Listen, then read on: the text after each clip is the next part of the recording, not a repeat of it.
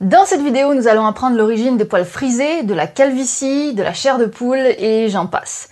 Mais avant ça, on va parler de la douceur des poils et plus spécifiquement de la douceur ressentie entre un bras qui a été rasé et un bras qui a été épilé pendant 4 mois. C'est un des résultats que je ne vous avais pas montré dans la précédente vidéo où on a pu défaire 5 mythes sur le rasage et l'épilation. Parce que, après tout, ce qu'on veut savoir vraiment, c'est si le piquant du poil rasé se sent au toucher. La dernière fois, on avait regardé les poils au microscope, mais j'avais aussi demandé à mes collègues de travail de me dire en aveugle, c'est-à-dire sans qu'ils sachent lequel des bras a été rasé ou épilé, lequel était le plus doux en me les caressant. Tu peux me dire lequel des deux est plus doux?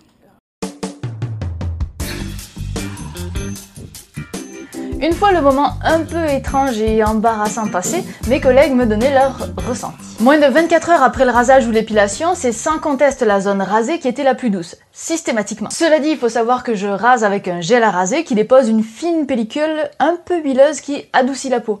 Ici, il est probable que l'on teste pas vraiment l'effet du rasage, mais plutôt l'effet du gel. Mais si on revient 3 jours plus tard, chaque personne était indécise. Il n'y a aucune différence claire de douceur entre les deux bras. Et ça me surprend vraiment. On l'a vu avec les images au microscope, ce serait normal que le poil rasé soit plus raide au toucher. Je vous propose alors plusieurs hypothèses. La première, ce serait que c'est la peau qui est plus rêche dans un cas que dans l'autre, alors que finalement, alors qu'on voudrait tester la douceur du poil, on finit en réalité par tester la douceur de la peau. La deuxième hypothèse serait liée à la croissance des poils. Tous les poils passent par plusieurs phases de croissance, puis une phase de repos au cours de la vie, et ces phases sont franchement longues. On parle de plusieurs mois pendant lesquels les poils ne poussent pas. Mais tous les poils ne sont pas à la même étape du cycle en même temps. C'est pour ça qu'on se retrouve pas pendant 6 mois à être complètement dénué de poils sur les jambes par exemple. Et cette information de quel poil est dans quelle phase est super importante pour les épilations au laser parce que celle-ci fonctionne que sur des poils qui sont en phase de croissance. Le poil est utilisé pour conduire le faisceau lumineux jusqu'aux cellules productrices du poil pour les brûler. Donc si on vous promet que vous allez vous débarrasser de vos poils de jambes avec le laser en 2 semaines, soyez sceptiques. Mais si on revient à notre problème, peut-être que sur un bras, la proportion de poils en croissance est plus élevée que sur l'autre, faussant alors complètement notre ressenti. Donc, ce sont mes deux hypothèses construites à partir de ce que j'ai appris sur les poils, et peut-être que vous en avez d'autres pour expliquer le fait que dans mon expérience, le poil rasé n'est pas plus rêche au toucher que le poil épilé. Je vous laisse les écrire en commentaire, ça m'intéresse pour de vrai. Ok, on change de sujet et on en vient maintenant à ce que je vous ai promis en début d'épisode.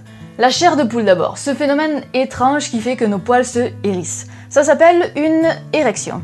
Une piloérection pour être précis. Les érections de poils sont possibles grâce au muscle horripilateur, qui est lui-même à l'origine de l'expression « ça m'horripile », venant du latin horripilare, hérisser le poil.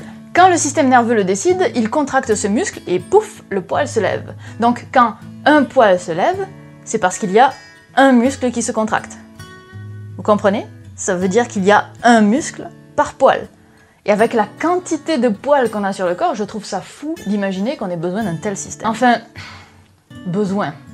À la base, ce mécanisme existait pour la régulation thermique, en faisant se relever les poils et emprisonner les molécules d'air, créant une sorte d'isolation thermique. Mais ça nous sert plus à rien aujourd'hui avec nos maisons et nos vêtements. Mais ça sert encore à d'autres espèces.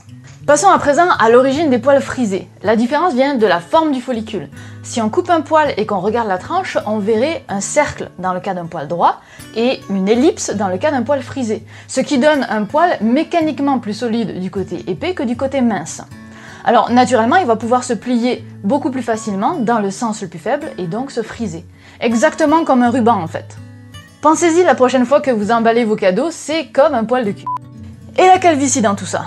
Aussi surprenant que cela puisse paraître, les hommes ne perdent pas leurs cheveux avec la calvitie. Les cheveux sont toujours là, ils sont juste devenus comme des poils qu'on a sur le front. Microscopiques. On appelle ça des poils velours ou velus, comme vous voulez. Et les poils plus gros, plus épais, comme les cheveux par exemple, ce sont des poils dits terminaux. Dans la vie, parfois on peut passer d'un type de poil à l'autre, comme c'est le cas à l'adolescence. Les poils sous les bras, sur le pubis, la barbe, etc. étaient déjà là avant la puberté, sous la forme de poils velours, et avec les hormones en feu, ils deviennent des poils terminaux. Et la calvitie, celle qui est provoquée par un bug dans les hormones mâles, il y en a plusieurs types, mais c'est celle-là la plus courante, c'est exactement le processus inverse. Donc au début de ces calvities, on a toujours autant de cheveux, ils ont juste changé de type et sont à présent microscopiques. Alors, avec le temps, la densité de poils va tout de même diminuer si l'alopécie n'est pas traitée. Ok, on arrive maintenant au point que je trouve personnellement le plus cool de cette vidéo. Alors même que j'observais au microscope des poils d'une même région, il y avait des poils comme ceci, mais aussi des poils comme celui-là. Vous voyez? Regardez bien, on dirait qu'il y a un tube à l'intérieur du poil. Ben, c'est parce qu'il y a un tube à l'intérieur du poil. C'est la moelle du poil, la médula. C'est un tube creux rempli d'eau quand le poil est très jeune, puis il se dessèche et ne contient plus que de l'air par la suite. Mais tous les poils n'en ont pas et on ne sait pas vraiment à quoi ça sert. Alors voilà, c'est le point que je trouve le plus cool, mais qui sert absolument à rien. On peut pas tout avoir. Avant de vous laisser, je voulais revenir sur une question qui a été beaucoup posée suite à la précédente vidéo. Est-ce que la couleur du poil change selon si on rase ou si on épile? A priori, non, le poil pousse toujours de la même couleur. Il va se décolorer petit à petit en vieillissant avec le soleil, les produits cosmétiques, etc. Donc si vous coupez ou épilez, vous allez toujours avoir un poil jeune qui pousse à sa couleur naturelle et qui n'a pas encore été décoloré par toutes les agressions de la vie. Donc non, le poil ne pousse pas plus noir qu'il ne l'est naturellement.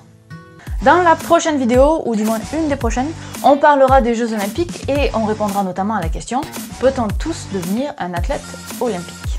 Réfléchissez à la question, on en reparle très vite.